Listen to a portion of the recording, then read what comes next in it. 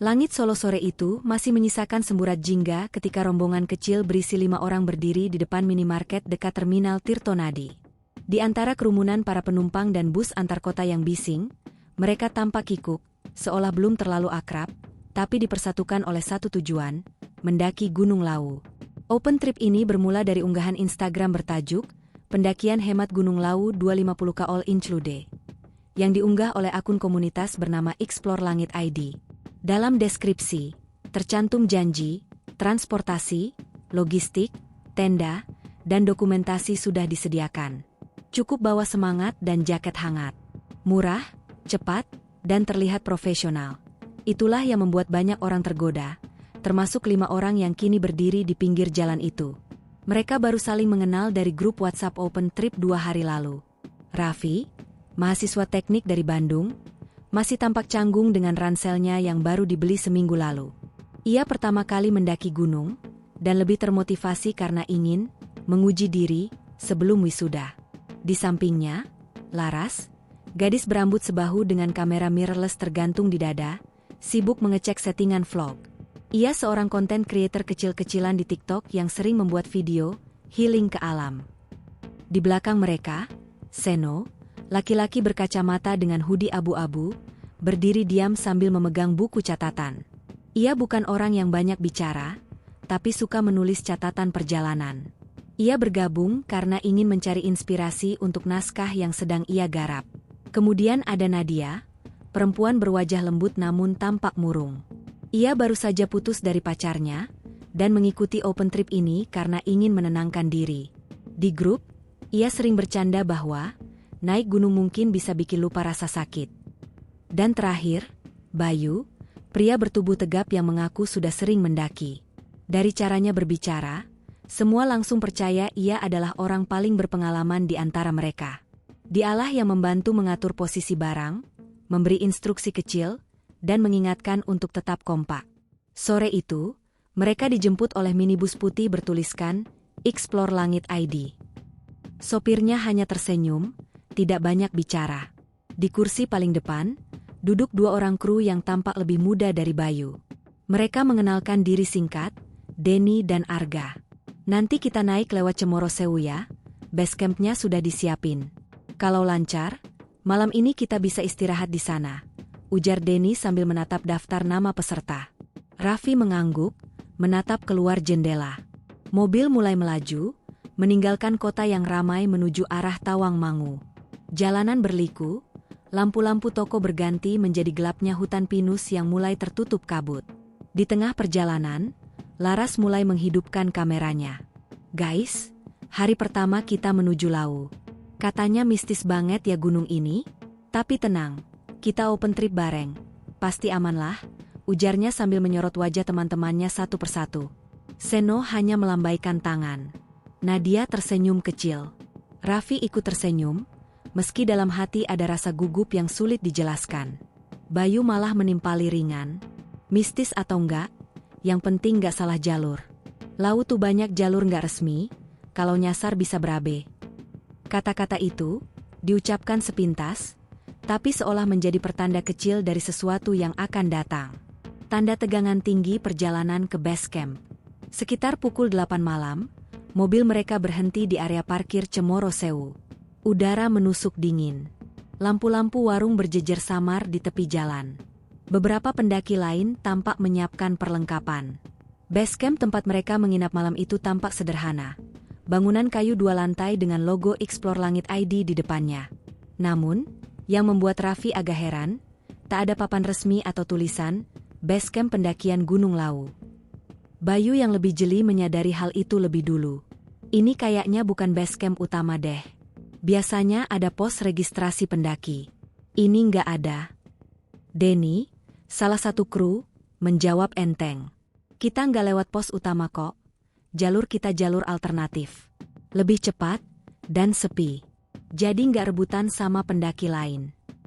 Bayu mengerutkan kening, tapi tak bertanya lagi. Mungkin dia pikir jalur alternatif masih wajar selama tujuannya tetap ke puncak. Malam itu mereka berkumpul di ruang makan kecil, menyiapkan logistik. Mie instan, roti, dan air mineral disusun rapi. Seno mencatat semua di bukunya. Di luar, kabut semakin tebal. Dari jendela, terlihat samar beberapa warga lokal menatap ke arah mereka tanpa ekspresi. Salah satu ibu warung mendekat dan berkata lirih pada Bayu. "Mas, kalau lewat pos 3, jangan belok ke jalur yang menurun. Ya, sudah banyak yang gak pulang dari situ." Bayu hanya mengangguk, mengira itu sekadar cerita rakyat. Namun, saat ia menceritakannya pada teman-teman, suasana ruangan jadi agak canggung.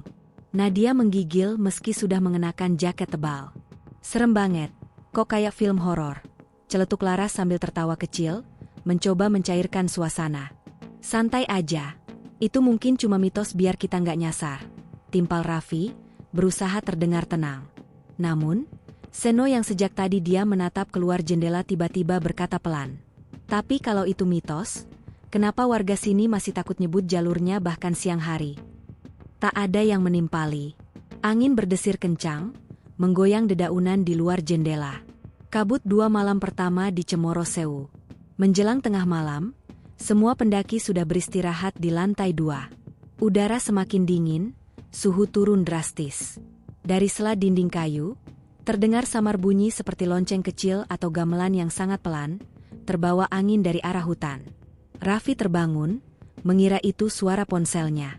Ia menoleh, namun semua temannya sudah tertidur. Ia melirik jam tangan, pukul 00.47.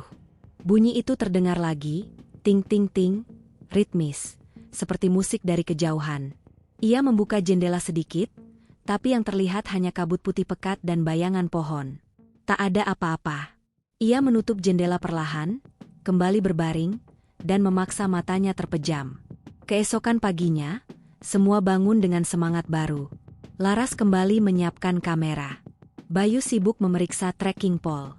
Denny dan Arga membagikan sarapan dan briefing singkat. "Kita naik mulai jam 9 pagi. Cuaca katanya bagus. Jalur ini nggak terlalu ramai, tapi pemandangannya bagus banget. Pokoknya kalian bakal dapat konten keren," ujar Denny bersemangat. Raffi menatap puncak Lawu yang tertutup awan dari kejauhan. Ia merasa campuran antara takjub dan was-was. Dari semua cerita mistis yang pernah ia dengar, Gunung Lawu selalu disebut punya penjaga tak kasat mata. Tapi pagi itu, dengan sinar matahari yang hangat dan kabut yang mulai menipis, rasa takut itu seolah menguap. Ia tak tahu bahwa suara gamelan yang didengarnya malam tadi bukan hal biasa. Itu adalah panggilan. Dan setelah hari itu, kelimanya tak akan pernah mendengar suara dunia yang sama lagi. Pagi itu udara di Cemoro Sewu terasa begitu segar, dingin menampar kulit hingga menusuk tulang. Sinar matahari berusaha menembus kabut tipis yang bergelayut di antara pepohonan pinus.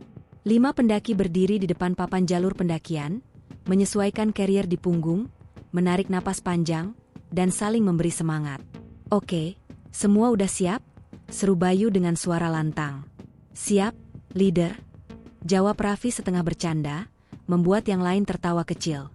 Denny dan Arga tampak sibuk di belakang, menyiapkan dokumentasi dan memastikan semua anggota membawa logistik secukupnya. Mereka tidak mencatat nama pendaki di pos registrasi resmi, hanya menulis di buku kecil mereka sendiri. Ketika Raffi bertanya mengapa tidak lapor ke base camp utama, Denny menjawab santai. "Santai aja, Mas. Jalur ini memang jarang dilewati, tapi masih nyambung kok ke pos 3. Lagian kalau lewat pos utama suka antre, buang waktu." Jawaban itu terdengar masuk akal, meski menimbulkan sedikit keganjilan di hati Bayu. Ia tahu betul, setiap pendakian resmi seharusnya tercatat di buku registrasi untuk keamanan. Tapi karena rombongan ini sudah diatur oleh komunitas Explore Langit ID, ia memilih diam dan tetap mengikuti alur. Sekitar pukul 9 pagi, pendakian dimulai. Jalur awal cukup menanjak, melewati jalan berbatu dan hutan pinus yang masih lembab oleh embun. Burung-burung kecil berkicau, dan sinar matahari menembus selaranting, menciptakan cahaya berdebu yang indah. Laras, seperti biasa, mulai merekam. "Guys, kita baru mulai pendakian nih. Katanya kalau di Lawu, makin tinggi makin mistis. Tapi semoga jalur kita aman ya," ujarnya sambil menyorot wajah Nadia yang tersenyum kikuk di belakangnya. Raffi berjalan di tengah, kadang membantu Nadia menaiki batu besar. Seno di belakang menulis sesuatu di buku catatannya setiap kali mereka berhenti. Ketika ditanya apa yang ia tulis, ia hanya menjawab singkat. Kalimat yang muncul di kepala. Entah kenapa Lau bikin kata-kata gampang keluar. Bayu di depan terus menuntun arah. Sesekali melihat peta di ponsel dan mencocokkannya dengan jalur tanah di depan. Denny dan Arga tampak santai, bahkan sering memotret pemandangan untuk konten mereka sendiri. Evergreen jalur yang semakin sepi. Menjelang siang, kabut mulai turun perlahan. Jalur berubah menjadi sempit, diapit pepohonan raksasa yang menjulang tinggi. Udara makin lembab dan sunyi. Suara serangga hampir tak terdengar. Di pos kecil buatan, bukan pos resmi, mereka beristirahat sejenak. Laras memutar kamera ke arah belakang, menyorot kabut yang menelan jalan yang baru mereka lewati. Kelihatan kayak jalan ke dunia lain. Ya, ucapnya setengah bercanda. Seno menatap ke belakang, agak lama, sebelum berkata pelan. Kayaknya memang bukan jalur yang sering dilewati orang. Bayu mengerutkan kening. GPS di ponselnya masih menunjukkan titik di jalur pendakian, tapi garisnya seperti sedikit bergeser dari trek utama. Ia berusaha menenangkan diri. Mungkin sinyalnya ngaco, gumamnya pelan. Saat mereka makan siang, seekor burung gagak besar melintas rendah, menukik di depan mereka dan terbang lagi ke arah atas gunung. Raffi memperhatikan arah terbangnya lalu berkata, katanya, kalau di Lau lihat burung gagak, artinya ada sesuatu yang lagi ngawasin. Semua terdiam sesaat. Denny menertawakan untuk memecah suasana. Udah, nggak usah baperin mitos. Nikmatin aja view-nya, biar dapat vibe-nya Lau. Namun, di antara mereka, hanya Seno yang tampak tidak bisa lepas dari rasa aneh itu. Ia menulis satu kalimat lagi di jurnalnya. Langit di atas Lau terlalu tenang untuk disebut langit manusia. Jam 4 menjelang pos 3. Sekitar pukul 3 sore, mereka tiba di sebuah persimpangan kecil.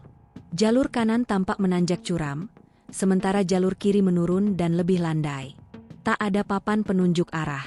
Arga menunjuk jalur kiri, berkata yakin. Lewat sini aja, lebih cepat. Kita langsung tembus pos 4, katanya. Bayu terlihat ragu. Ia memeriksa peta di ponsel lagi, tapi sinyal mulai hilang. Garis peta membeku. Biasanya kalau ke pos 3 itu naik, bukan turun, katanya pelan. Ah, tapi katanya ini jalur alternatif. Udah banyak yang lewat kok, jawab Denny dengan nada santai. Mereka akhirnya mengikuti Denny dan Arga, menuruni jalur landai itu. Pohon-pohon semakin rapat, dan kabut turun makin tebal. Udara tiba-tiba jadi lebih dingin, seperti memasuki ruang bawah tanah. Laras terus merekam, tapi mulai mengeluh karena kamera sering error. Layarnya berkedip-kedip dan baterainya cepat habis. Gila, padahal baru di-charge full. Kok bisa gini ya? Nadia mulai kelelahan, napasnya tersengal. Raffi membantu membawakan sebagian tasnya. Mereka berjalan pelan, menyusuri jalur menurun yang seolah tak ada ujung. Tiba-tiba, suara seperti gemerincing logam terdengar dari kejauhan, lembut, teratur, dan ritmis. Seperti bunyi gamelan yang tertiup angin. Kalian denger nggak? Tanya Raffi lirih. Dengar apa? Jawab Bayu. Kayak gamelan, dari bawah sana. Yang lain diam. Hanya kabut yang bergerak pelan di antara pepohonan. Denny tersenyum. Wah, bisa jadi warga lagi latihan seni kali. Namun, Seno menatap sekeliling dengan wajah tegang. Nggak mungkin. Nggak ada desa di ketinggian segini. Penyusutan bulan sabit camp pertama. Matahari hampir tenggelam. Mereka memutuskan untuk berhenti dan mendirikan tenda di sebuah area datar kecil di bawah pohon besar. Denny dan Arga mendirikan tenda dengan cekatan, sementara Bayu menyalakan kompor gas kecil. Saat makan malam, suasana terasa lebih tenang.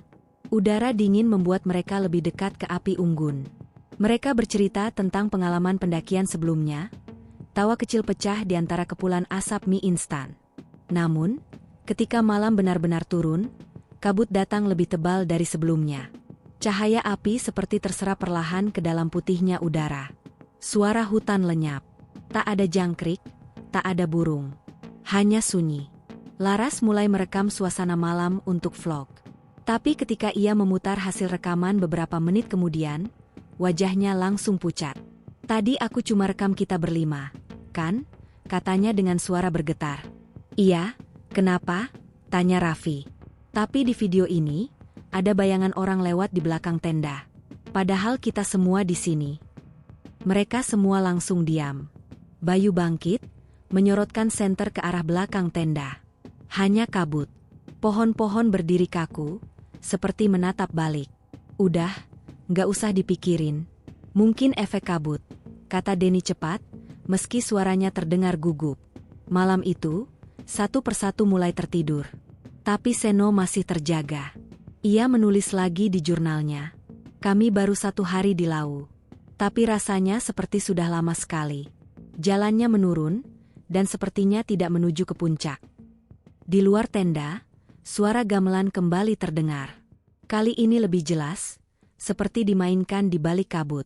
Seno memejamkan mata, pura-pura tak mendengar. Namun jauh di antara pepohonan, bayangan seseorang berdiri diam menatap arah tenda mereka. Tanpa suara, tanpa langkah, hanya samar di antara kabut putih Gunung Lau. Pagi berikutnya disambut kabut tebal dan udara yang menusuk. Saat Laras membuka tenda, pandangannya langsung tertutup putihnya kabut pekat yang bahkan membuat jarak 5 meter pun tak terlihat. Udara di sekitar terasa basah, dingin, dan berat. Seperti ada sesuatu di udara yang menekan dari segala arah. Raffi, yang tidur paling nyenyak semalam, keluar sambil meregangkan tubuh. "Jam berapa sekarang?" "Udah hampir 7, jawab Bayu sambil memeriksa jam tangan digitalnya. "Kok masih kayak subuh ya? Gelap banget." Seno memperhatikan sekeliling. Tanah di bawah tenda lembab, tapi ada jejak sepatu kecil di dekat pohon besar. Bukan jejak mereka, karena ukurannya terlalu kecil, seperti milik anak-anak. Ia memanggil Bayu pelan, lalu menunjukkannya. Bayu menatap lama. Mungkin itu jejak hewan. Tapi Seno menggeleng. "Nggak ada kuku. Ini kayak jejak kaki manusia." Mereka berdua memutuskan untuk tidak memberitahu yang lain agar tidak menambah panik. Jalur yang berubah. Setelah sarapan ringan, mereka melanjutkan perjalanan. Denny berjalan paling depan bersama Arga, sementara Bayu tetap berusaha mencocokkan arah dengan GPS, yang kini benar-benar tak berfungsi. Hanya muncul pesan, "Signal lost," di layar ponselnya. "Kayaknya kita tinggal ngikutin jalur aja. Ini masih jelas kok," ujar Denny santai. Namun semakin jauh mereka berjalan, jalur tanah itu justru makin aneh. Semakin banyak semak berduri, batang pohon tumbang, dan akar-akar besar yang menjuntai seperti sengaja menutup jalan. Raffi sempat berhenti. "Bro, ini jalurnya nggak kayak jalur pendakian deh. Nggak ada tanda pos, nggak ada pita, nggak ada bekas pendaki lain." "Iya," tambah Nadia pelan, "kok malah turun, bukan naik." Bayu menatap ke sekitar. Memang, jalur yang mereka ikuti sejak pagi terus menurun perlahan ke lembah, bukan menanjak ke arah puncak seperti seharusnya. "Arga, yakin jalannya ini?" tanya Bayu mulai tegas. "Iya, tenang aja, Mas. Ini jalur alternatif. Dulu komunitas kita pernah lewat sini juga." "Tahun berapa?" 2016-an kalau nggak salah." "Udah lama banget itu, jalurnya bisa berubah." Denny menimpali, "Santai aja, Bang. Nanti sore kita udah bisa nemu pos 4 kok." Tapi nada suaranya kali ini terdengar kurang yakin. Wajah meniup angin 2 pertanda di tengah hutan. Sekitar 2 jam berjalan, mereka menemukan sebuah area terbuka kecil di mana tumbuh pohon besar berbatang hitam dengan cabang melengkung aneh. Di bawahnya, terdapat batu-batu berjejer melingkar, seperti tempat duduk alami. Laras, yang penasaran, langsung mengeluarkan kamera. Ini keren banget. Kayak spot ritual gitu ya," katanya, mencoba bergurau. Bayu langsung menahan tangannya. "Jangan direkam. Ini tempat orang dulu, kayaknya." Seno memperhatikan batu-batu itu. Ada ukiran samar di salah satunya, bentuk seperti tulisan kuno, sebagian tertutup lumut. Ia berjongkok untuk melihat lebih dekat, dan tiba-tiba angin kencang bertiup dari arah belakang, membuat seluruh kabut berputar seperti pusaran kecil. Daun-daun berjatuhan, ranting bergoyang keras. Semua spontan mundur. Raffi menahan napas. Astaga, ini kenapa? Angin berhenti mendadak. Hutan kembali hening. Tidak ada suara, bahkan burung pun tidak berkicau.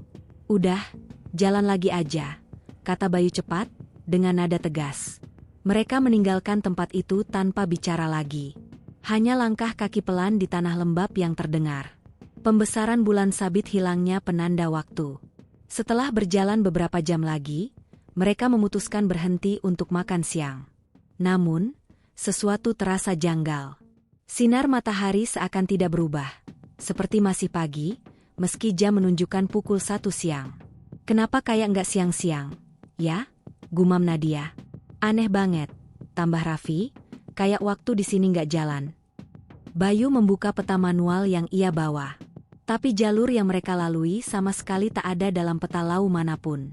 Hanya area kosong berwarna hijau, tanpa tanda trek. Seno mulai menulis cepat di bukunya.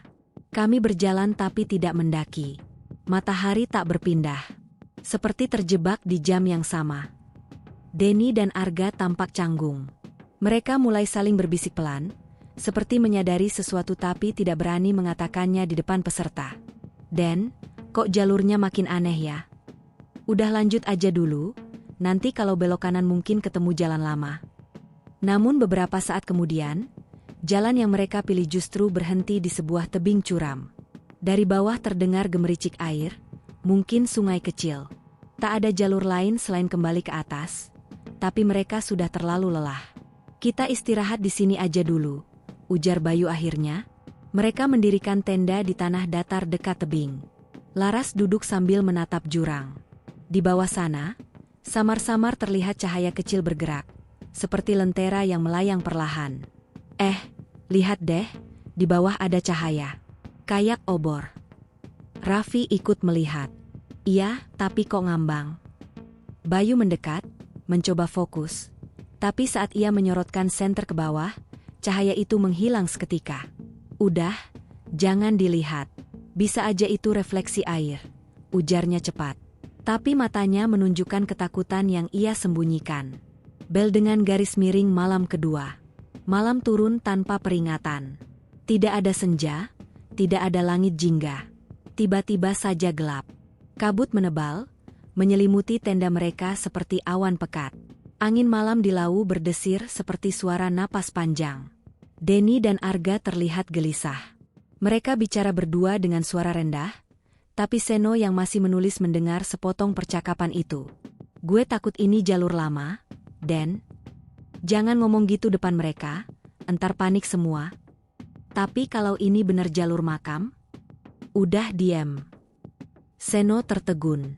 Ia menatap langit yang nyaris tak terlihat, lalu menulis. Kami melewati jalan yang tidak boleh dilewati lagi. Tengah malam, suara gamelan kembali terdengar, kali ini lebih jelas, lebih dekat. Seolah dimainkan di sekeliling mereka. Dentuman gong, suara sinden samar, lalu langkah kaki di luar tenda. Raffi terbangun. Ia melihat bayangan lewat di depan tenda, seperti orang membawa obor. Ia menahan napas, tidak berani bergerak. Bayu, bisiknya pelan. SSSTD. Aku juga dengar, jawab Bayu dari sisi lain.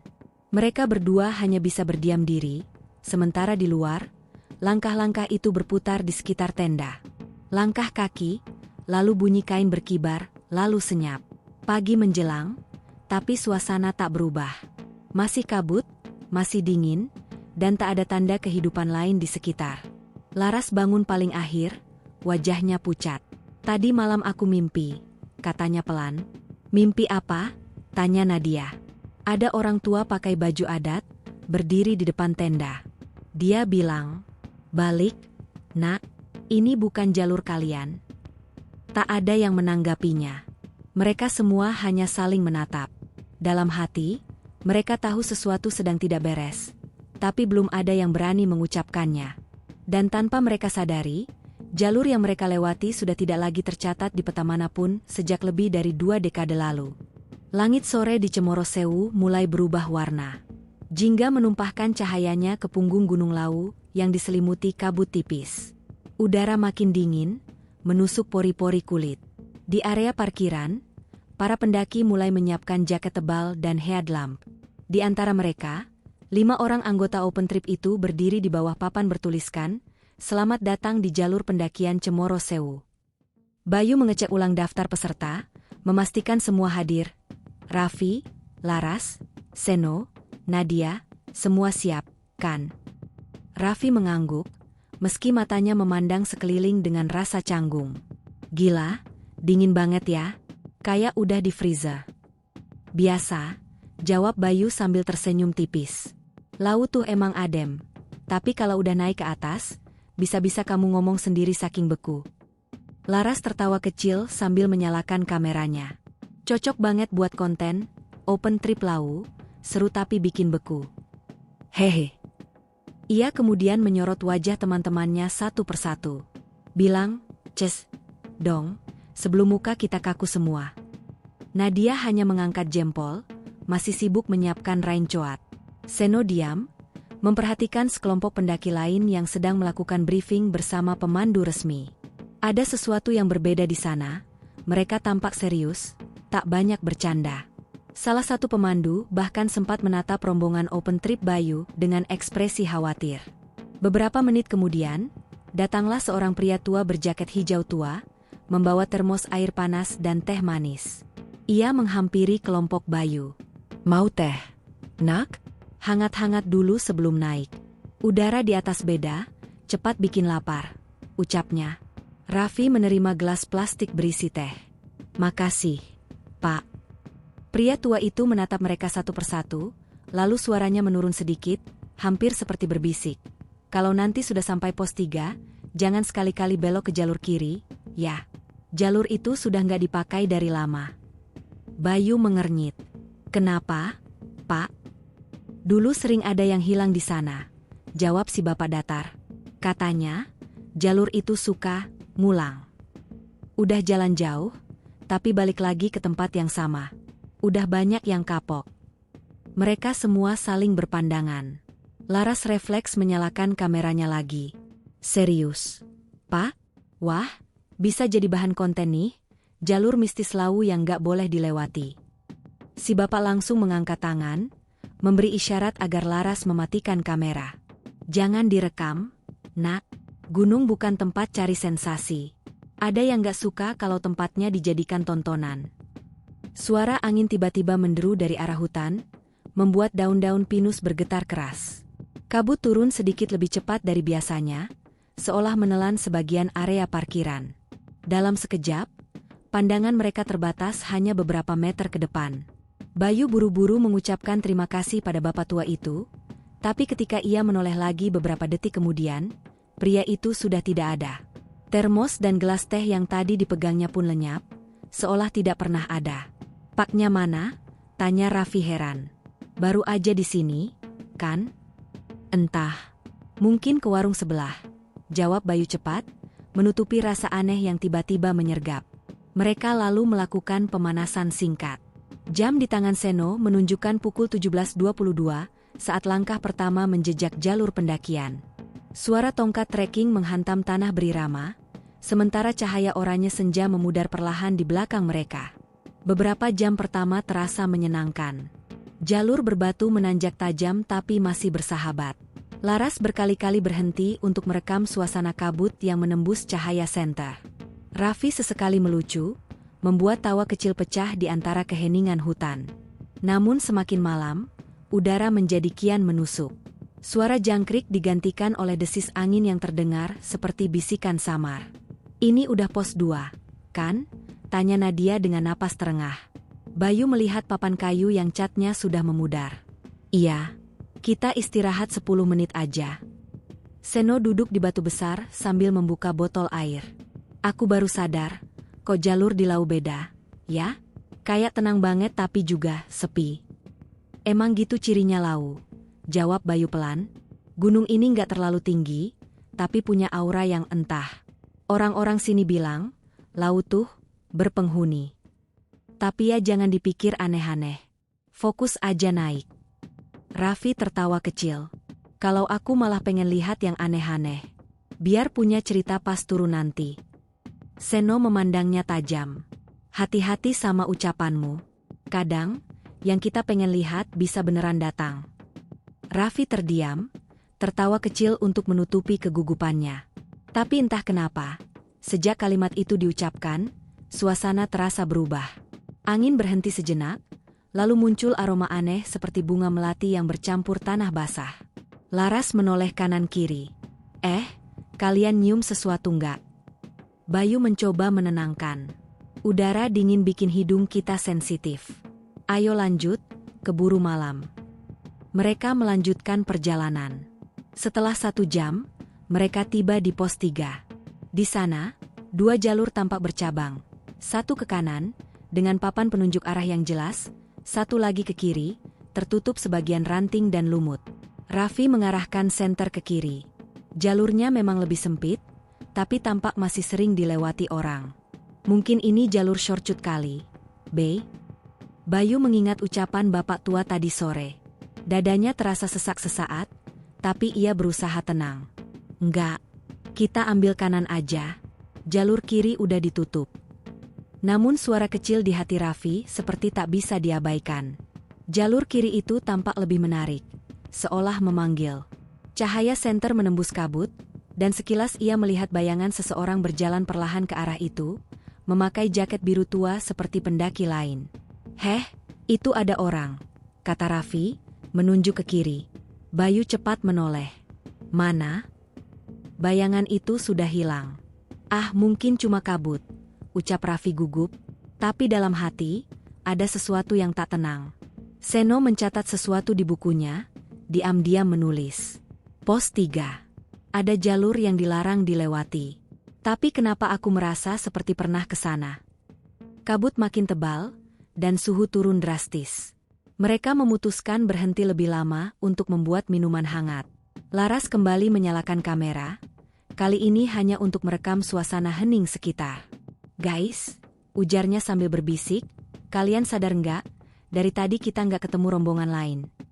Bayu menoleh ke arah jalur bawah. Tak ada senter lain, tak ada suara langkah. Mungkin mereka udah duluan ke atas. Namun Nadia yang duduk di tanah sambil menggigil berkata pelan, tapi, aku tadi dengar suara langkah di belakang kita. Semua menatapnya. Langkah kayak banyak orang. Tapi pas aku noleh, kosong. Tak ada yang berani menanggapi. Hanya suara angin yang berdesir, membawa aroma melati lagi, lebih kuat dari sebelumnya. Seno menulis 1 kalimat lagi di jurnalnya. Gunung mulai berbicara. Tapi kami belum paham bahasanya. Kabut pagi itu begitu tebal, hingga jarak pandang tak lebih dari 5 meter. Udara dingin menyusup tajam ke pori-pori kulit, membuat napas terasa berat dan langkah menjadi lambat. Bayu berjalan paling depan dengan kompas di tangan, sementara 4 lainnya mengikuti di belakang dalam diam. Suara ranting yang patah di bawah sepatu mereka menjadi satu-satunya penanda bahwa mereka masih di jalur yang sama. Ini bener jalurnya, kan? Tanya Raffi, suaranya serak karena udara dingin. Bayu mengangguk tanpa menoleh. Iya, harusnya ini arah ke pos 4. Tapi kabutnya parah banget. Jangan jauh-jauh, tetap rapet. Laras menyalakan kamera kecilnya lagi, mencoba merekam suasana. Gila, ini keren banget. Kabutnya kayak film horor, katanya setengah berbisik, meski suaranya terdengar lebih gugup daripada kagum. Seno yang berjalan di belakang hanya menggeleng pelan. Jangan asal ngomong di gunung. Kadang kata-kata itu nyamber balik. Perjalanan terasa panjang. Mereka berjalan hampir 2 jam, tanpa melihat tanda pos berikutnya. Setiap kali Bayu membuka GPS di ponselnya, sinyal hilang total. Bahkan arah kompas terasa tak menentu, jarum berputar cepat, lalu berhenti tanpa alasan. Aneh, gumam Bayu. Biasanya arah utara nggak berubah kayak gini. Baterainya low mungkin? Tanya Raffi. Baru diganti, jawab Bayu. Kompas magnetik, nggak pakai baterai. Seno menatap sekeliling. Pohon-pohon di sekitar mereka terlihat aneh. Bentuknya tinggi dan rapat, tapi seolah-olah sama. Tak ada perbedaan dari satu ke lainnya. Seperti mereka sedang berjalan di tempat yang sama, berulang-ulang. Kayaknya tadi kita udah lewat batu itu deh, ujar Nadia pelan, menunjuk ke sebuah batu besar berlumut di sisi jalur. Bayu menatap, lalu mengernyit. Nggak mungkin. Kita tadi dari arah kanan. Tapi aku yakin. Lihat, ada bekas goresan merah di batunya. Mereka mendekat, dan benar, di batu itu ada bekas tanda cat merah kecil, seperti garis pemandu. Masalahnya, mereka sudah melihat tanda itu setengah jam lalu. Hening. Semua saling berpandangan. Laras mematikan kameranya. Bayu, kita muter-muter? Tanya Raffi perlahan. Bayu menelan ludah. Mungkin kabutnya bikin arah berubah. Kita istirahat dulu. Mereka berhenti di bawah pohon besar, membuka sedikit logistik untuk mengisi tenaga. Seno duduk bersandar sambil menulis cepat di jurnalnya. Kabut menebal. Kompas berputar. Langkah kami terasa sia-sia. Aku mulai merasa, gunung ini tidak ingin kami tahu jalannya. Laras mencoba bercanda, tapi suaranya goyah. Mungkin kita cuma kurang fokus. Abis ini kalau udah terang, pasti ketemu pos 4. Namun Nadia memeluk lututnya, menatap kosong. Entah kenapa aku ngerasa kayak ada yang ngikutin dari tadi. Dari arah belakang. Raffi spontan menoleh. Ngikutin gimana? Kayak langkah kaki lain. Tapi pas aku berhenti, ikut berhenti juga. Bayu menatap tajam ke arah belakang jalur, tapi hanya kabut yang terlihat. Hening beberapa saat. Lalu tiba-tiba terdengar suara kecil, krak, seperti ranting terinjak. Semua menoleh ke arah yang sama. Tak ada apa-apa, hanya kabut dan bayangan pohon. Udah, jangan panik, kata Bayu tegas. Kita lanjut jalan. Nanti juga kabutnya naik. Mereka kembali berjalan, kali ini lebih rapat dari sebelumnya. Tapi setiap beberapa meter, Seno menoleh ke belakang. Ia merasa ada sesuatu di antara kabut, siluet samar berwarna gelap, berjalan perlahan mengikuti mereka dari kejauhan. 1 jam kemudian, jalur menanjak berubah menjadi turunan landai. Tanah terasa lebih lembab, aroma tanah basah makin kuat. Bayu berhenti sejenak. Harusnya ini nggak ke arah turun, gumamnya. Maksud lo? Tanya Raffi. Pos 4 itu di atas, bukan di bawah. Kita kayaknya keluar jalur. Mereka berhenti di persimpangan kecil. Ada 2 arah. Satu ke atas dengan batu licin, satu lagi ke bawah, ditutupi semak. Tak ada tanda pos atau papan petunjuk. Bayu melihat ke kanan, lalu ke kiri. Gue ingat ada jalur alternatif dari sini, katanya lebih cepat ke puncak. Yang ke bawah itu? Tanya Laras. Iya, tapi katanya jalur lama. Udah jarang dipakai. Raffi langsung ingat ucapan Pak Darmo di base camp, jangan lewat jalur lama. Udah ditutup sejak dulu. B, serius mau lewat situ? Tanya Raffi. Bayu menarik napas panjang. Kita nggak bisa balik. Kita udah muter 2 jam. Kalau terus naik, malah bisa ke arah Punggungan salah.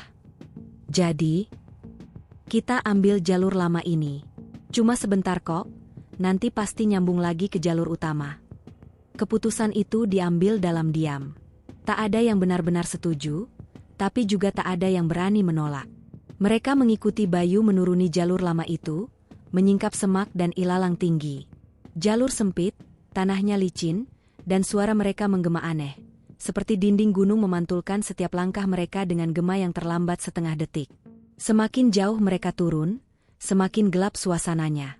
Cahaya matahari nyaris tak menembus pepohonan tinggi. Udara makin lembab dan dingin.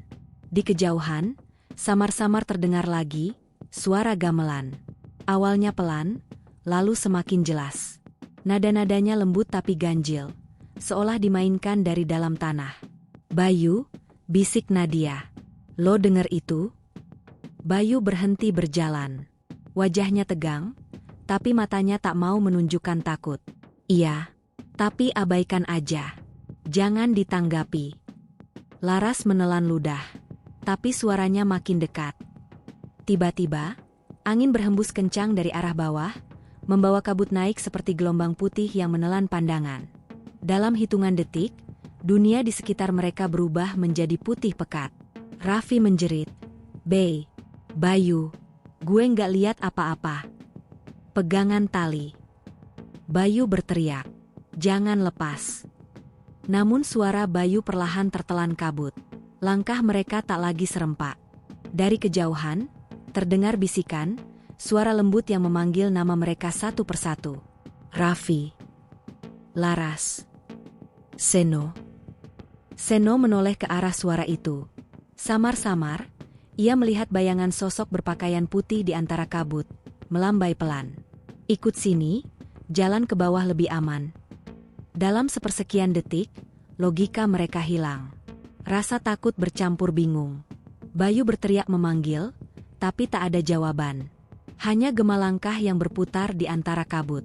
Ketika kabut mulai menipis, mereka sadar, posisi mereka telah berubah. Tenda, batu besar, bahkan jalur utama, hilang. Di depan mereka kini hanya ada hutan sunyi yang asing. Tak ada tanda pos, tak ada jejak pendaki lain. Raffi menatap sekeliling dengan wajah pucat. "B, ini bukan jalur Cemoro Sewu, kan?" Bayu tak menjawab. Ia hanya menatap jauh ke depan, matanya kosong. "Kayaknya," katanya akhirnya, "kita udah keluar dari jalur manusia." Kabut masih menutupi jalur, tebal seperti tirai putih yang tak bisa ditembus pandang. Matahari sama sekali tak tampak selama 2 hari terakhir, dan udara pagi kini terasa dingin menggigit tulang. Bayu berjalan paling depan, memegang kompas dan GPS yang kini benar-benar tak berfungsi. Sudah hampir 4 jam mereka berjalan turun. Namun anehnya, arah matahari dan kontur tanah tetap sama. Jalur menurun tak kunjung menurun, jalur datar tak pernah berubah. Semua seperti berputar di tempat yang sama. Raffi yang paling keras kepala mulai kehilangan kesabaran. "B, lo yakin ini bukan jalur yang sama kayak kemarin?" katanya dengan nada tinggi. Bayu tak menjawab, hanya menatap pepohonan di sekitar mereka. "Gue juga ngerasa aneh," gumamnya.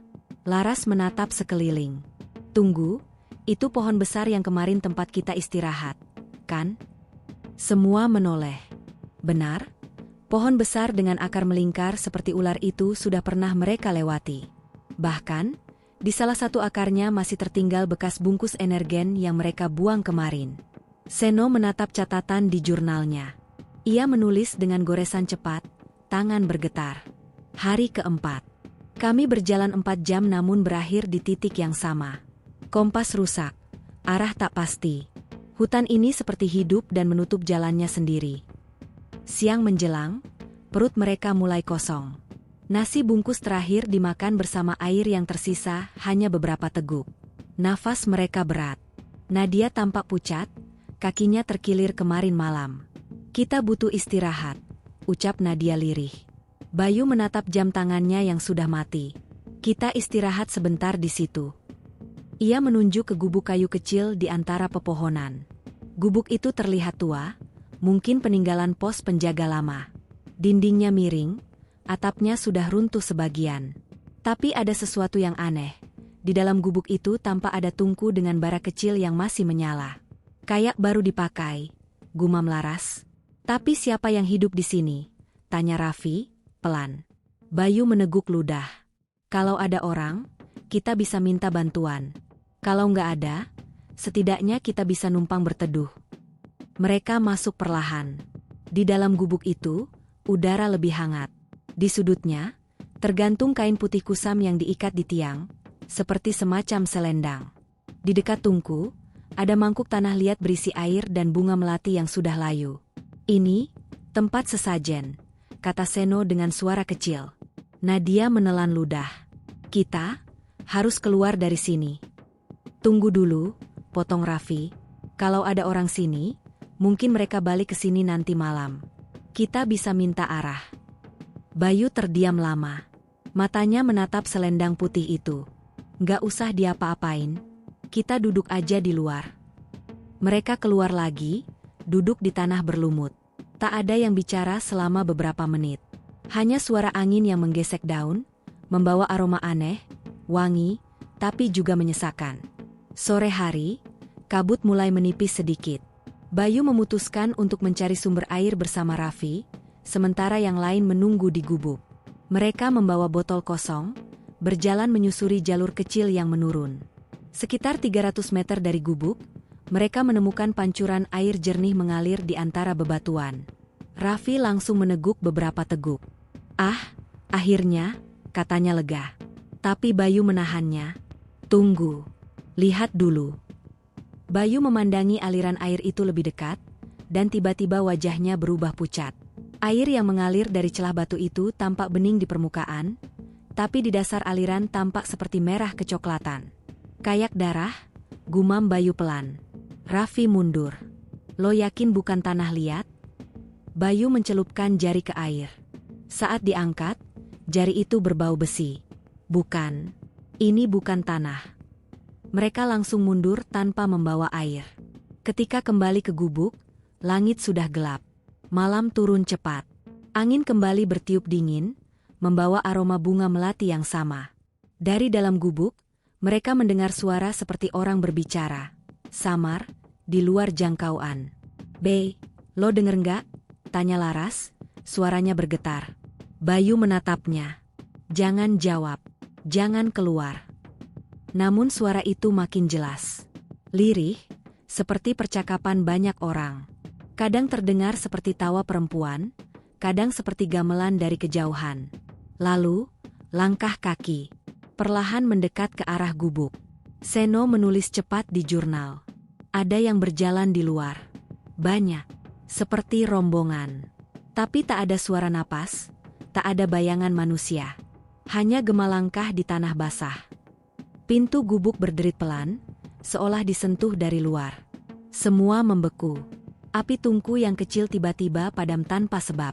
Dalam kegelapan itu, suara lirih terdengar tepat di depan pintu. "Kenapa kalian ada di sini?" Laras menutup mulutnya dengan tangan, Nadia menangis tertahan. Bayu menggenggam pisau, matanya tajam menatap pintu yang kini bergetar pelan.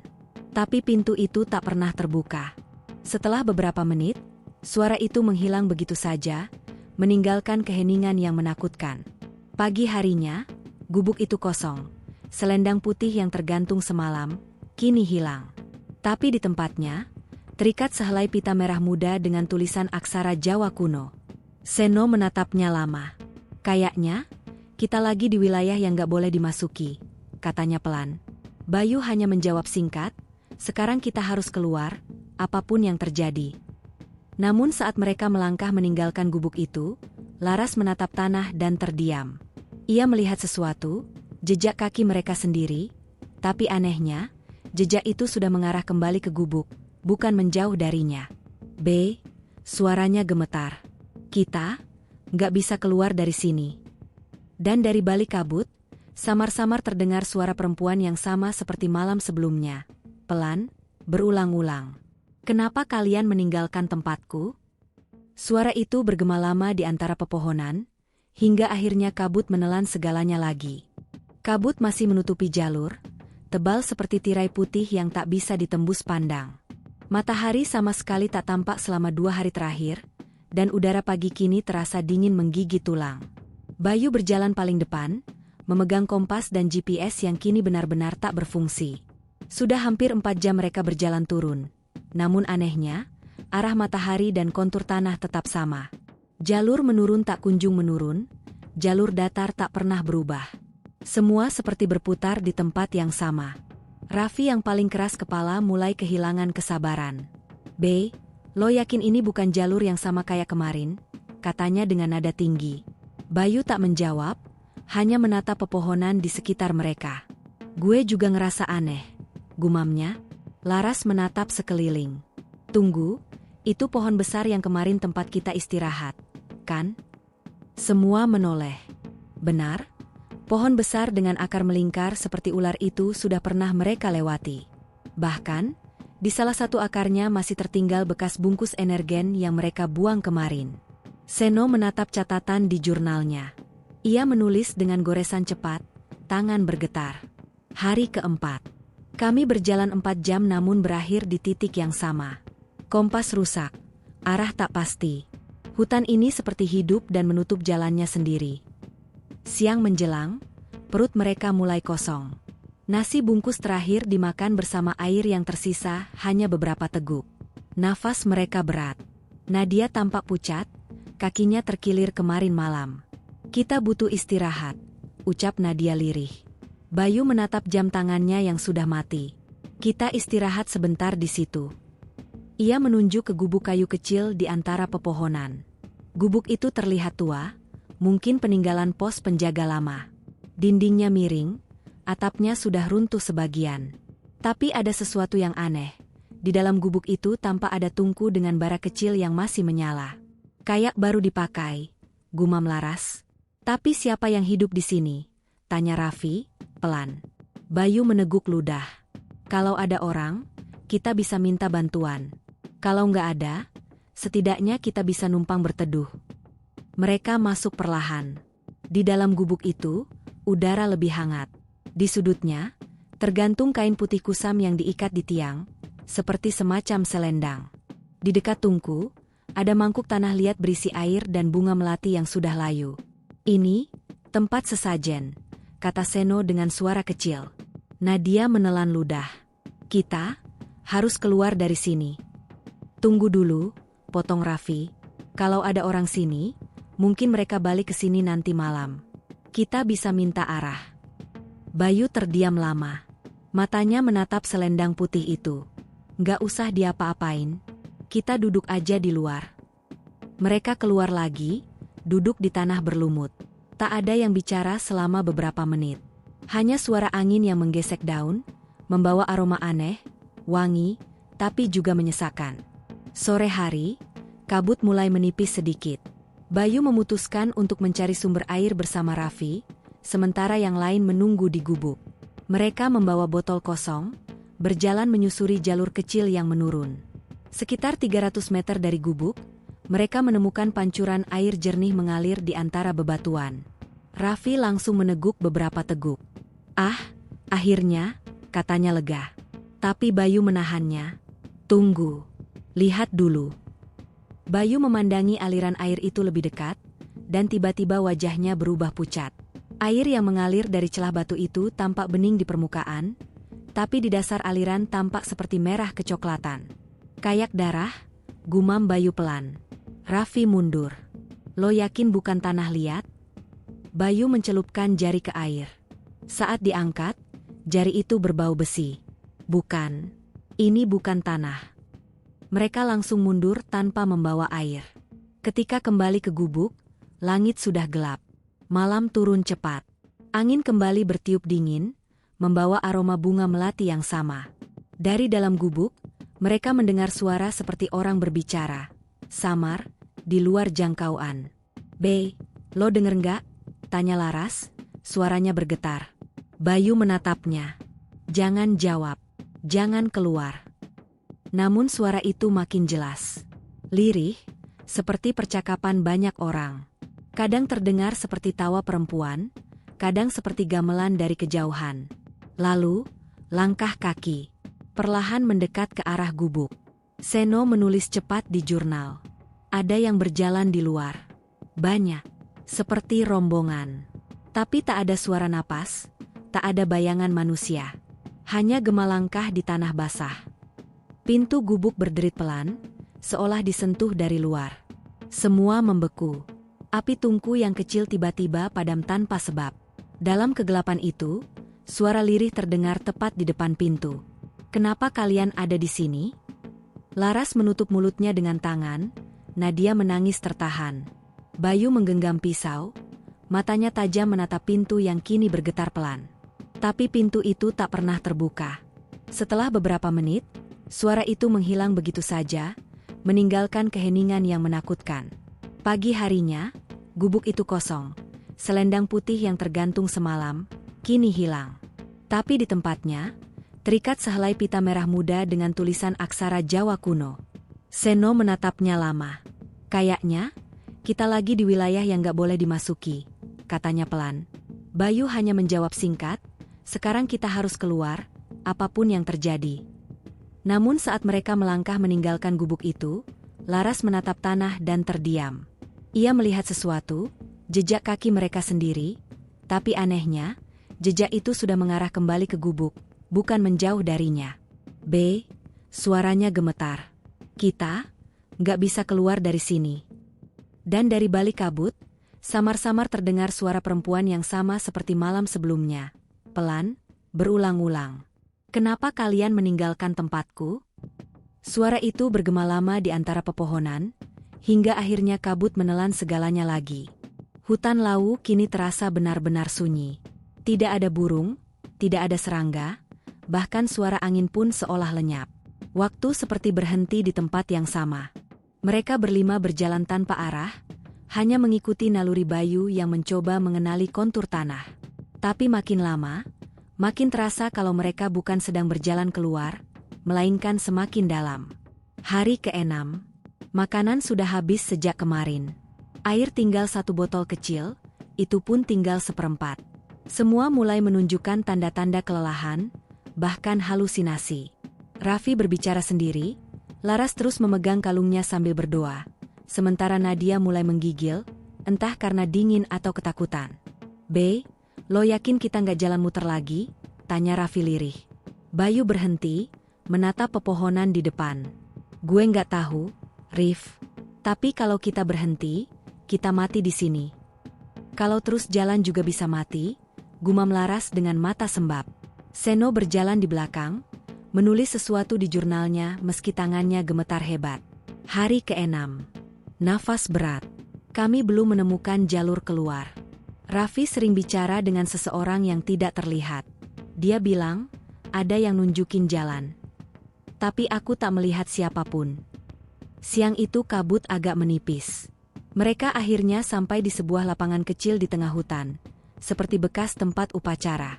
Ada batu besar di tengahnya, diukir dengan huruf Jawa kuno, penuh lumut dan darah hewan kering. "Kayak tempat sesajen," bisik Laras. Bayu mengangguk pelan. "Jangan disentuh apapun." Namun Raffi berjalan mendekat tanpa mendengarkan. Ia menatap batu itu, lalu menunduk seperti orang memeriksa sesuatu. "Be, ini kayak peta," katanya pelan. "Jangan dipegang," teriak Bayu, tapi terlambat. Begitu tangan Raffi menyentuh batu itu, angin dingin bertiup kuat dari segala arah. Kabut turun mendadak, menutup pandangan mereka. Suara gamelan terdengar samar, pelan tapi nyata. Raffi menegakkan tubuh, matanya kosong. Dia bilang, "Jalan keluarnya lewat timur," katanya datar. "Siapa yang bilang?" tanya Bayu cepat. Raffi menatapnya dengan tatapan kosong. "Dia." Laras mundur ketakutan. "Lo ngomong sama siapa, Rif?" "Dia yang dari tadi ngikutin kita. Yang nyuruh kita jangan ninggalin tempat ini," jawab Raffi, suaranya semakin rendah. Bayu mendekat, memegang bahu Raffi. Tapi tiba-tiba Raffi mendorongnya keras. "Jangan halangin gue." Matanya memerah, wajahnya pucat. Nafasnya berat seperti bukan miliknya sendiri. Seno menulis terburu-buru. Raffi berubah. Matanya kosong. Dia bicara seolah sedang mendengarkan sesuatu dari udara. "Aku melihat bayangan perempuan di belakangnya, tapi setiap kali aku berkedip, dia hilang." Malam datang terlalu cepat. Mereka berlima kini terjebak di bawah pohon besar, mencoba tidur seadanya. Raffi duduk menyendiri, menatap ke arah kegelapan. Bayu berjaga, tapi matanya berat. "Lo nggak tidur?" tanya Bayu pelan. Raffi hanya tersenyum samar. Dia bilang, "Malam ini bakal hujan darah." Bayu menelan ludah, merasa udara sekitar tiba-tiba dingin sekali. "Rif, jangan omong sembarangan." Tapi Raffi tetap menatap ke langit. "Dia pengen kita ikut. Katanya tempatnya indah." Laras mulai menangis pelan, sementara Nadia memeluk lututnya, menggigil ketakutan. Seno hanya menulis, "Aku tidak tahu mana mimpi dan mana nyata." Setiap suara terdengar seperti panggilan. Sekitar tengah malam, suara gamelan itu terdengar lagi. Kali ini lebih keras. Ada pula suara perempuan tertawa, lembut, namun mematikan. Raffi berdiri perlahan, menatap ke arah gelap. "Dia manggil gue," katanya lirih. "Raffi, jangan ke sana," teriak Bayu, tapi Raffi sudah berjalan masuk ke kabut, langkahnya mantap seperti sedang tahu arah pasti. Bayu mengejar, tapi tak berhasil. Kabut terlalu tebal. Hanya samar-samar terdengar suara gamelan, lalu jeritan pendek. Pagi datang tanpa cahaya matahari. Hutan tetap kelabu. Bayu, Laras, Nadia, dan Seno mencari Raffi seharian. Mereka hanya menemukan tasnya tergantung di dahan pohon. Sobek, basah, dan penuh lumpur merah. Laras menjerit. Itu darah. Itu darah, B. Bayu memeriksa tas itu. Di dalamnya, hanya ada buku catatan kecil milik Raffi dan batu kecil berbentuk segitiga yang sama dengan yang ada di altar semalam. Seno membuka buku itu perlahan. Halaman terakhir berisi tulisan tak terbaca, seperti ditulis terburu-buru. Tapi di bawahnya, satu kalimat jelas terbaca. Dia nggak jahat. Dia cuma mau kami tetap di sini. Setelah itu, pena berhenti. Hari ke-6 berubah menjadi malam yang panjang. Mereka kembali berlindung di bawah pohon besar, tapi kini suasananya jauh lebih menakutkan. Laras terus menangis, Nadia mulai demam tinggi, dan Seno hanya bisa duduk sambil memandangi catatannya yang sudah penuh dengan tulisan tak beraturan. Bayu, katanya lemah. Gue ngerasa kita nggak sendirian dari awal. Bayu hanya diam. Ia menatap langit hitam di atas mereka. Gue juga tahu. Tapi yang ikut kita bukan manusia. Malam itu mereka tak tidur. Suara gamelan kembali terdengar, kali ini lebih dekat, seolah dimainkan tepat di balik pepohonan. Lalu, samar-samar terdengar suara langkah kaki 5 orang berjalan berbaris. Masalahnya, kini mereka hanya berempat. Suara langkah itu berhenti tepat di belakang Bayu. Ia berani menoleh sebentar, dan sejurus kemudian darahnya membeku. Di balik kabut, berdiri sosok Raffi, tapi tubuhnya kaku, wajahnya kosong, matanya hitam pekat. Ia tersenyum kecil, lalu berbisik. Kalian gak boleh pulang. Udah janji. Dan setelah itu, semua gelap. Catatan jurnal, temuan tim evakuasi, 3 minggu kemudian. Di antara barang yang ditemukan di Lembah Lawu, terdapat buku catatan berisi tulisan terakhir. Hari ke-7. Kabut nggak hilang. Mungkin memang nggak ada jalan pulang dari sini. Hari ke-7. Udara di hutan Lawu kini terasa benar-benar berbeda. Dingin, tapi bukan dingin gunung biasa. Melainkan dingin yang menggigit tulang, seperti udara dari tempat yang tak seharusnya dihirup manusia. Bayu, Laras, Nadia, dan Seno kini berjalan pelan tanpa arah yang jelas. Setelah kepergian Raffi malam itu, langkah mereka tak lagi seirama. Semangat sudah hilang, logika pun mulai kabur. Yang tersisa hanyalah keinginan untuk bertahan hidup. Meski samar-samar, mereka mulai sadar, mungkin mereka tak akan pernah keluar dari sini. Bayu terus menatap ke depan, mencoba mengingat jalur yang pernah ia lewati saat pendakian sebelumnya. Tapi pepohonan di sekelilingnya berubah-ubah. Jalur yang barusan mereka lalui, kini lenyap seperti belum pernah ada. Laras menatap langit kelabu di atas kepala. B, kenapa langitnya nggak pernah berubah warna? Bayu tak menjawab, hanya menatap kompas yang kembali berputar tanpa arah. Seno membuka jurnalnya lagi, menulis dengan tangan gemetar. Hari ke-7. Aku mulai kehilangan waktu. Rasanya sudah lebih dari seminggu. Tapi matahari tak pernah muncul, malam datang tanpa bintang. Aku yakin kami masih di Lawu, tapi Lawu yang ini bukan Lawu yang sama. Menjelang siang, mereka sampai di sebuah area datar yang dipenuhi batu-batu besar, membentuk lingkaran sempurna. Di tengahnya ada sebuah sendang kecil, kolam air yang bening sekali. Di sekelilingnya, tumbuh bunga melati putih dalam pola spiral, seolah ditanam dengan sengaja. Ini kayak tempat suci, gumam Laras pelan. Bayu mengangguk. Iya, ini bukan tempat sembarangan. Nadia berjalan mendekat, menatap air di sendang itu. Airnya jernih banget. Mungkin bisa diminum. Jangan, seru Bayu cepat. Tapi terlambat.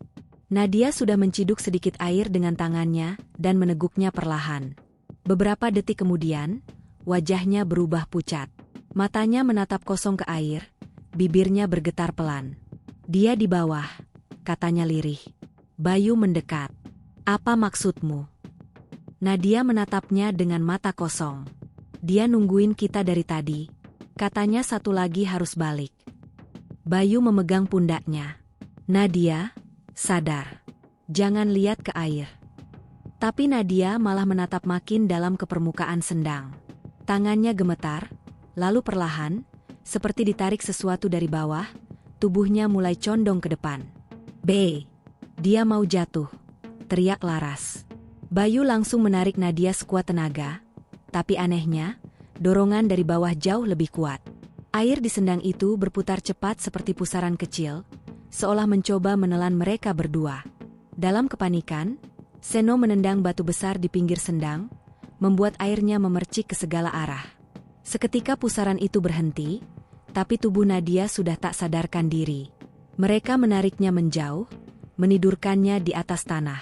Wajahnya pucat, bibirnya kebiruan. Tapi anehnya, meski tak bergerak, matanya tetap terbuka, dan menatap lurus ke langit, seolah melihat sesuatu yang tak bisa dilihat orang lain. "Dia datang," gumamnya pelan, sebelum akhirnya matanya perlahan tertutup. Hening. Tak ada yang berani bicara. Hanya suara napas Bayu yang berat dan suara detak jantungnya sendiri yang seolah menggema di kepala. Seno menatap Bayu. "Kita harus ninggalin tempat ini. Sekarang juga." Bayu mengangguk, tapi sebelum sempat berdiri, kabut di sekitar mereka bergerak. Ya, bergerak. Tidak seperti kabut biasa, melainkan seperti hidup, berputar pelan mengitari sendang. Dari dalam kabut itu, muncul siluet samar. Sosok perempuan dengan rambut panjang, mengenakan selendang putih yang familiar, selendang dari gubuk tempat mereka bermalam 2 hari lalu. Laras menjerit tertahan. Itu dia." Bayu menatap sosok itu, berusaha keras menahan rasa takut. Perempuan itu melangkah pelan, tidak menyentuh tanah. Suaranya terdengar lembut tapi tajam. "Kalian sudah dipanggil.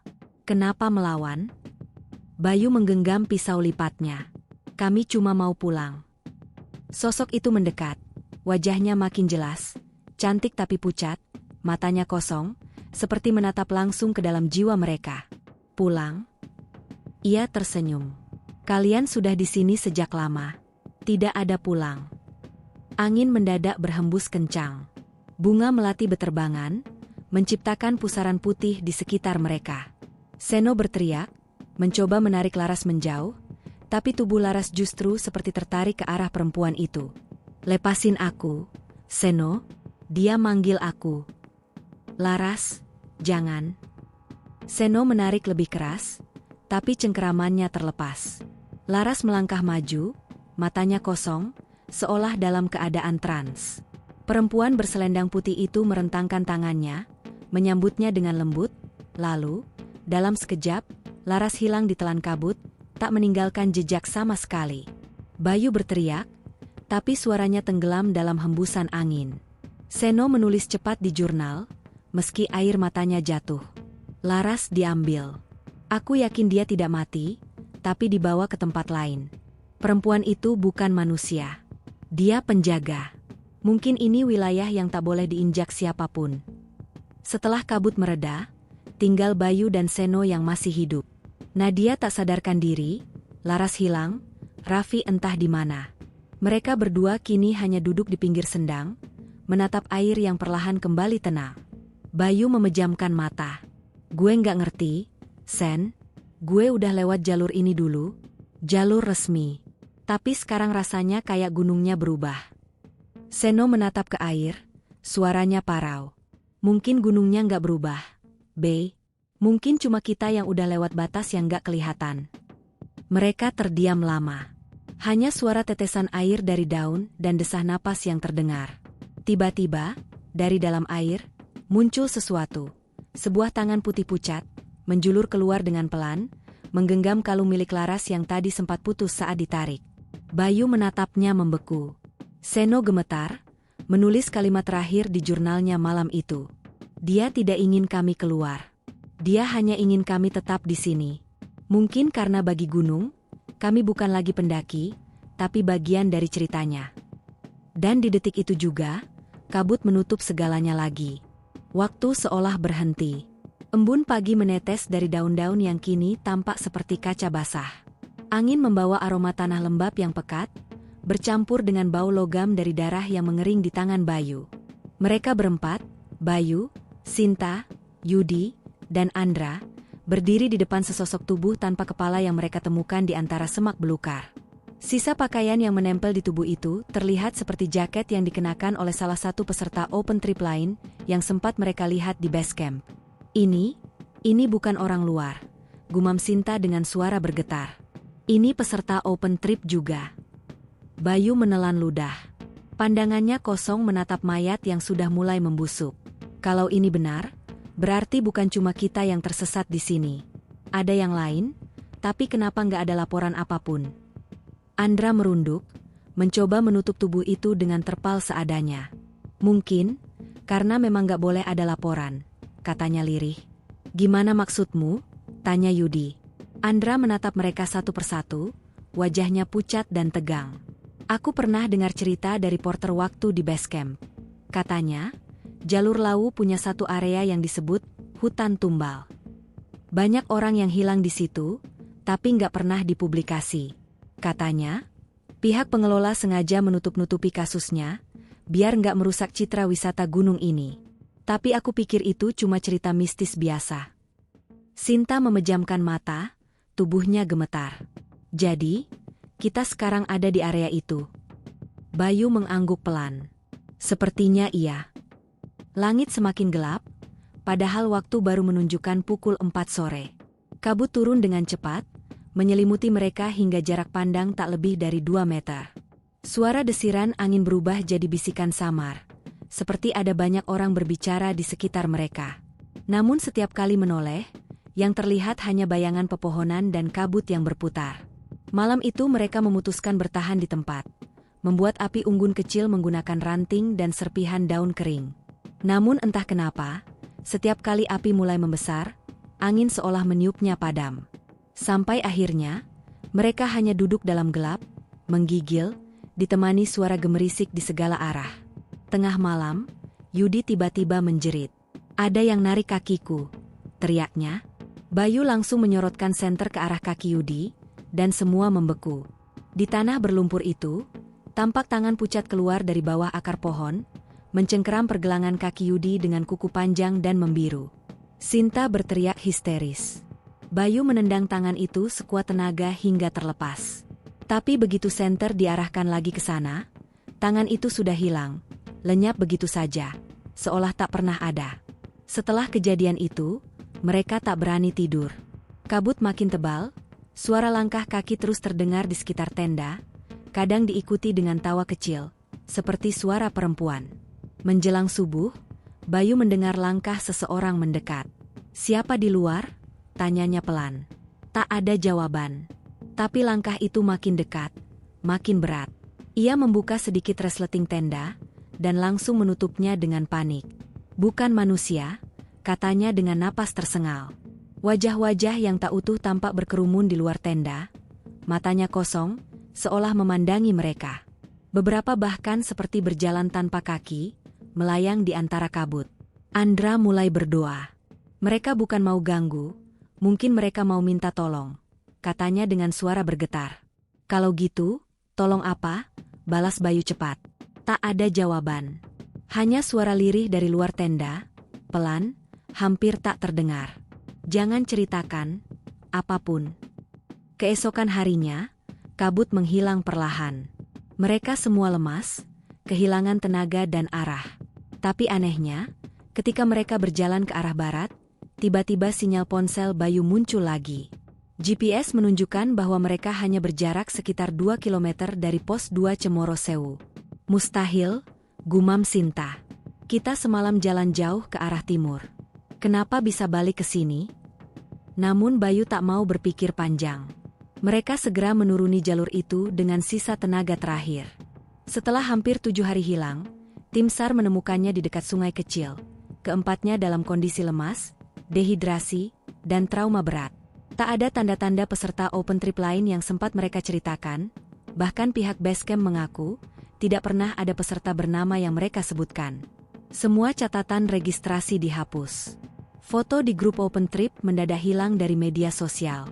Ketika mereka berusaha bercerita ke media, seorang petugas dari Dinas Pariwisata mendatangi mereka dan menyarankan untuk tidak menyebarkan apapun yang bisa menimbulkan panik publik. Akhirnya, kisah itu menghilang begitu saja, hanya menjadi bisik-bisik di kalangan pendaki. Sinta kini tak pernah lagi naik gunung.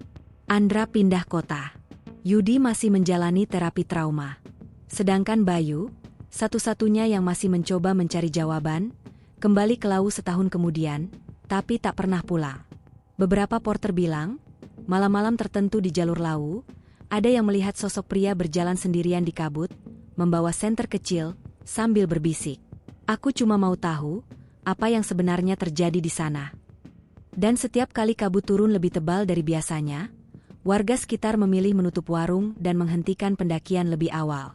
Karena mereka tahu, Gunung Lawu masih menyimpan rahasia yang tak boleh dipublikasikan. 3 bulan setelah insiden hilangnya 5 pendaki open trip di Gunung Lawu, suasana di base camp Cemoro Sewu tampak berjalan normal seperti biasanya. Pendaki datang dan pergi, para porter menyiapkan logistik, dan aroma kopi hitam dari warung Pak Darmo kembali memenuhi udara dingin pagi itu. Tapi di balik rutinitas itu, ada sesuatu yang terasa janggal. Sebuah keheningan yang seperti menelan ingatan tentang kejadian beberapa waktu lalu. Bayu, Sinta, Yudi, dan Andra sebenarnya sudah lama dievakuasi. Berita tentang mereka sempat tersebar di media lokal hanya sehari, sebelum kemudian menghilang tanpa jejak dari internet. Semua artikel, postingan media sosial, bahkan unggahan dari akun keluarga mereka, lenyap begitu saja, seolah tidak pernah ada. Bahkan ketika wartawan dari salah satu media nasional mencoba mengangkat kasus itu kembali, ia mendapat telepon misterius pada malam harinya. Suara di ujung telepon hanya berkata singkat, "Jangan tulis apapun tentang Lawu. Anggap tidak pernah terjadi." Setelah itu, tak ada lagi yang berani membahasnya. Namun bagi Sinta, kabar yang dibungkam itu menjadi beban batin yang semakin berat. Setiap malam, ia masih mendengar suara dari dalam mimpinya, suara samar perempuan yang berbisik di telinganya, "Kau berjanji tidak akan ceritakan, tapi kenapa masih memikirkan kami?" Ia sering terbangun dengan keringat dingin membasahi wajahnya. Di meja kamarnya, masih tersimpan peta lusuh yang dulu digunakan Bayu saat ekspedisi itu. Peta itu sobek di bagian jalur antara pos 3 dan Hargo Dalem, tepat di titik di mana mereka mulai tersesat. Namun ketika Sinta menatap lebih lama, ia menyadari sesuatu yang aneh. Ada tanda kecil seperti tulisan samar di pojok peta, seperti bekas spidol yang memudar. Tulisan itu berbunyi, "Hutan tumbal, jangan dilalui." Sinta terdiam. Ia ingat dengan jelas, peta itu dibeli langsung di base camp dan tidak ada tulisan semacam itu sebelumnya. Ia memutuskan menemui Yudi, yang kini tinggal di rumah orang tuanya di Karanganyar, untuk memastikan. Saat ia tiba, Yudi tampak jauh berbeda. Wajahnya tirus, matanya kosong, dan di dinding kamarnya tergantung foto-foto Gunung Lawu yang sudah ia coret dengan spidol hitam. "Kamu juga masih dengar suaranya?" tanya Sinta hati-hati. Yudi menoleh pelan. "Setiap malam. Kadang mereka panggil namaku. Kadang cuma ketawa. Tapi yang paling parah, mereka nunjukin sesuatu." "Apa?" "Bayu," jawab Yudi lirih. "Aku lihat dia. Tapi bukan Bayu yang dulu." Sinta menggigit bibirnya, menahan tangis. Ia tahu Bayu belum pernah ditemukan. Tim SAR memang mengakhiri pencarian setelah 14 hari, menyatakan kemungkinan korban sudah jatuh ke jurang atau tersesat terlalu jauh. Tapi di lubuk hatinya, Sinta merasa Bayu masih hidup, entah di mana. Beberapa hari kemudian, ia mendapat pesan anonim di email. "Kalau kamu masih ingin tahu kebenaran, datang ke base camp lama pukul 10 malam. Datang sendiri." Awalnya Sinta ragu, tapi rasa penasaran dan rasa bersalahnya mendorongnya untuk datang. Malam itu, angin Lawu berhembus dingin menusuk tulang. Base camp lama yang disebut dalam email sudah tak lagi digunakan sejak tahun 2015, konon karena banyak kejadian aneh di sekitar sana. Begitu tiba, ia melihat sosok pria tua duduk di kursi bambu di depan bangunan reot. "Namamu Sinta?" tanya pria itu. Sinta mengangguk. "Aku dulu porter di jalur yang kalian lewati. Aku tahu apa yang terjadi waktu itu," kata pria itu pelan sambil menatap ke arah hutan. "Kalian bukan pertama." Sinta terdiam, menunggu pria itu melanjutkan. "Sudah banyak yang hilang di Lawu, tapi tak pernah dipublikasi. Pemerintah tutup mulut. Alasannya, biar tak ganggu sektor wisata. Tapi sesungguhnya, bukan sekadar karena citra. Ada sesuatu di atas sana yang tidak boleh disentuh. Apa maksudnya? Dulu, tahun 1997, sebelum Lawu dijadikan jalur wisata, ada ritual besar di puncak. Beberapa orang meninggal waktu itu. Mereka dikubur tanpa nisan di sekitar hutan antara Pos 3 dan Hargo Dalem. Setelah itu, setiap kali ada yang membuka jalur baru atau berani melintas di area itu, selalu ada yang hilang. Orang-orang sini percaya, tempat itu bukan sekadar jalur, tapi gerbang. Gerbang? Gerbang antara yang hidup dan yang tak selesai, jawab pria itu datar. Dan kalian sudah melewatinya. Itulah kenapa kalian bisa kembali, tapi tidak benar-benar kembali. Sinta merinding. Nafasnya tercekat. Bayu, bisiknya. Dia masih di sana? Pria itu menatap Sinta tajam. Mungkin. Tapi kalau kau mencarinya, yang akan kau temukan bukan dia lagi. Sinta mencoba menahan tangis, tapi gagal. Aku cuma ingin tahu kebenarannya. Pria itu berdiri, lalu menyerahkan amplop coklat berisi beberapa lembar kertas dan foto. Ini laporan awal tim SAR sebelum dihapus. Termasuk foto udara area pencarian. Ada satu foto yang tak pernah dirilis. Lihat di bagian bawah. Sinta membuka foto itu di bawah cahaya redup. Tampak area hutan dengan bayangan hitam panjang di tengahnya. Tapi ketika ia zoom lebih dekat, ia melihat sosok manusia berdiri di sana, menatap ke arah drone, mengenakan jaket biru milik Bayu. Di balik foto itu, tertulis tangan. Jangan pernah kembali. Sinta menatap pria tua itu. Kenapa kau kasih ini padaku? Pria itu hanya tersenyum tipis. Karena aku juga kehilangan anakku di tempat yang sama. Dan dia juga tak pernah kembali. Setelah itu, pria itu berjalan masuk ke dalam bangunan base camp lama dan menutup pintu. Sinta berdiri beberapa detik, mencoba mencerna semuanya. Tapi saat ia hendak berpaling untuk pulang, suara dari dalam hutan terdengar jelas memanggil namanya. Sinta. Suaranya dalam, serak, dan sangat familiar. Ia menoleh. Di balik kabut yang perlahan turun dari lereng, tampak sosok pria berdiri diam dengan senter di tangan. Bayu. Namun wajahnya tak lagi sama. Kabut di kaki Gunung Lawu malam itu begitu tebal, hingga seolah punya bentuk sendiri. Dingin menembus jaket Sinta, membuat jari-jarinya kaku saat menggenggam peta lusuh yang kini nyaris sobek seluruhnya. Di depan sana, hanya beberapa meter dari dirinya, sosok yang menyerupai Bayu berdiri diam, tanpa gerak, tanpa suara, tapi jelas menatapnya. Bayu? Panggil Sinta lirih, suaranya nyaris tak terdengar di tengah desir angin. Sosok itu tidak menjawab, tapi senter di tangannya menyala redup, berkedip seperti memberi isyarat. 3 kali nyala, lalu padam. Pola yang sama seperti yang dulu mereka pakai di gunung, kode mereka ketika terpisah. Aku di sini, jangan takut. Sinta melangkah pelan, hatinya berdebar keras. Setiap langkah terasa menembus tanah yang lembab, dan udara di sekelilingnya mulai bergetar aneh. Suara jangkrik tiba-tiba berhenti. Hening mutlak. Bayu, kalau itu kamu, jawab, seru Sinta, kini lebih keras. Sosok itu mengangkat kepala. Tapi ketika cahaya dari ponsel Sinta mengenai wajahnya, darahnya serasa berhenti mengalir. Wajah itu memang Bayu, tapi matanya hitam seluruhnya, tanpa bola mata, dan kulit di pipinya tampak mengelupas seperti terbakar.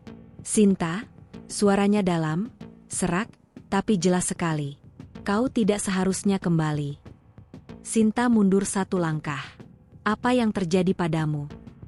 Waktu kita tersesat, aku tak keluar dari hutan itu. Aku pikir bisa menunggu bantuan. Tapi malam-malam di sana, mereka datang. Mereka bilang aku tak bisa pergi, karena aku sudah lihat yang seharusnya tak kulihat. Siapa mereka?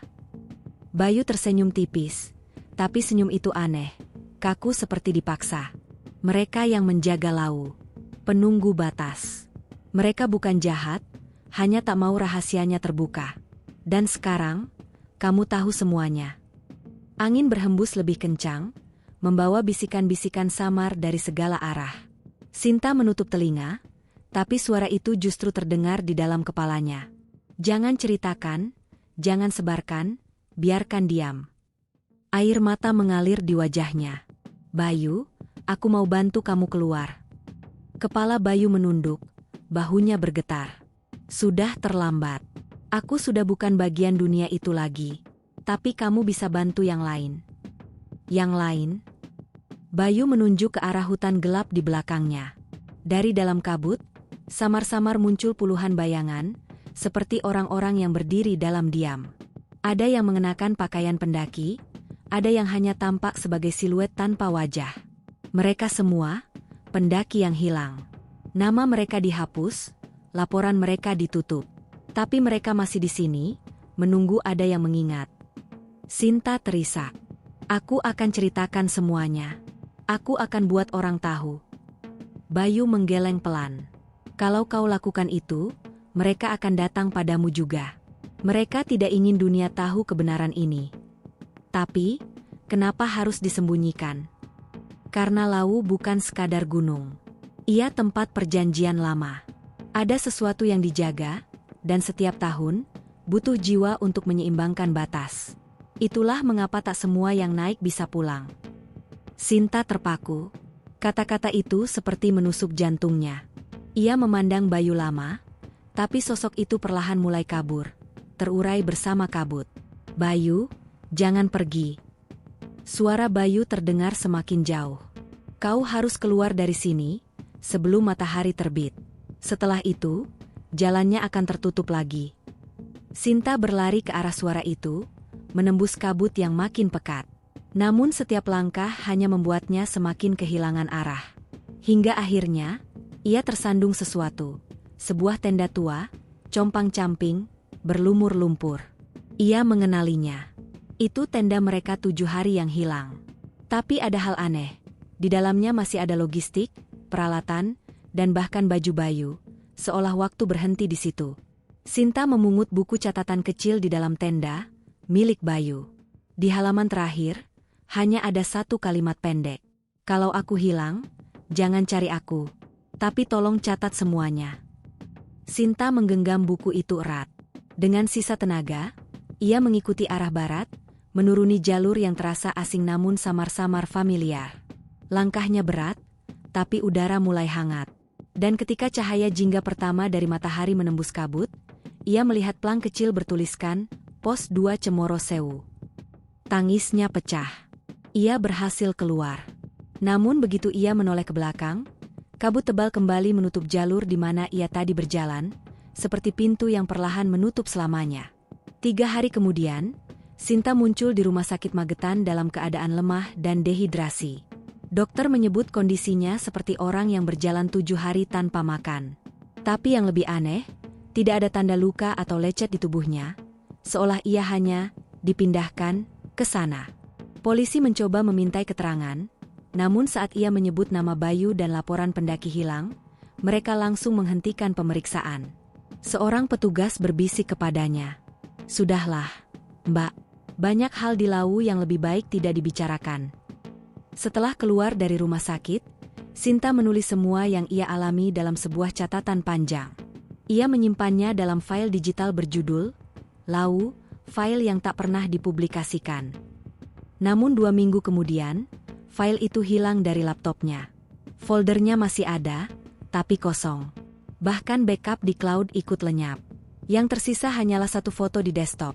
Foto dari peta Lawu dengan titik merah di tengahnya, dan tulisan yang belum pernah ia lihat sebelumnya. Kami tahu kamu sudah kembali. Jangan kesini lagi. Sinta menatap layar lama sekali, sebelum akhirnya menutup laptopnya dengan tangan gemetar. Di luar jendela, kabut turun pelan, menutupi halaman rumahnya. Dan samar-samar, di pantulan kaca, ia melihat bayangan seseorang berdiri di balik kabut, memegang senter, dengan cahaya berkedip 3 kali. Sama seperti dulu.